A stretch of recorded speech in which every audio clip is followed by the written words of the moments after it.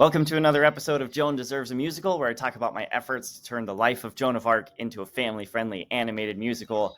And this week, I had a come full circle sort of moment. It was poetic and beautiful and amazing. So, I last week was traveling for work in Wisconsin. I was in Milwaukee for a day, and then I was in Green Bay for a day. I mentioned this to my songwriter Amanda. I'm not going to be able to meet this week. I'm traveling in Wisconsin. And she said, "Oh, Wisconsin, say hello to Joan for me." And my mind reeled.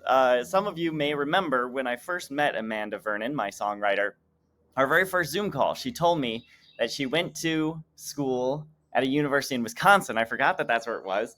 And there they have a chapel that legend has it Joan of Arc prayed in. It used to be in France. It was moved brick by brick to the United States and eventually ended up at Marquette University in Milwaukee, which was like less than a mile away from the hotel I was staying in. And when I discovered this, I knew I had to go. So I arrived in Milwaukee and I walked over to Marquette University and I just found this little chapel. I was starting to worry I wouldn't find it. It's tucked away between this big science building and this big library building. It's just this little old chapel.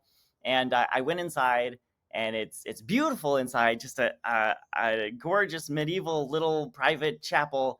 And there in a corner is a life-sized statue of Joan, which Amanda had a very dear personal experience with, as I mentioned in a previous episode. But for me, it was just incredible to see her. And what really struck me is just how little she is.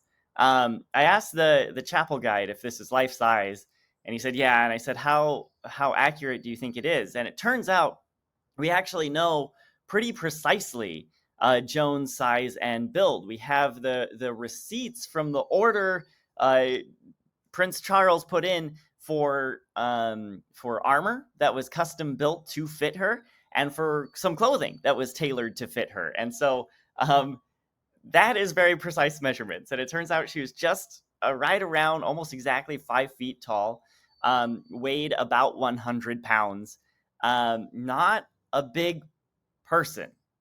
And yet did incredible things. And I feel like this is a trope in history. My high school, my senior year of high school, my English teacher loved to talk about how like a man who was just 4 feet tall toppled the British Empire or whatever, talking about Gandhi. I don't remember how tall Gandhi is. But this was all kind of settling. It was a very, I showed up and it was just me in this chapel and the chapel guide. And we just nerded out about Joan of Arc for like quite a while, more than half an hour after the chapel was supposed to close. When it was closing time, he locked the door to not let anybody in and said, "You can stay, let's keep talking." And we just had a great talk. But that was last week. And then just yesterday, fell down a YouTube hole, ended up watching a video about Lord of the Rings from a guy named Schnee, who I had never watched before, but was pretty good. I want to watch more of his videos.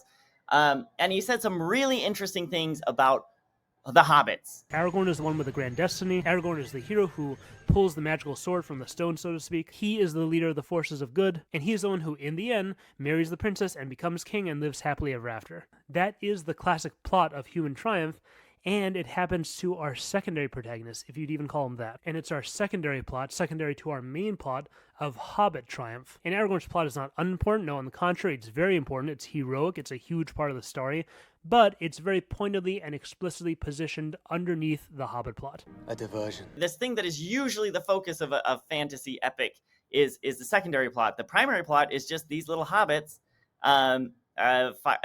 carrying this ring to Mordor. And the thing he points out is this. In times of crisis, the most heroic thing we can do is not give in to evil. Nothing should be viewed as a greater accomplishment than just that.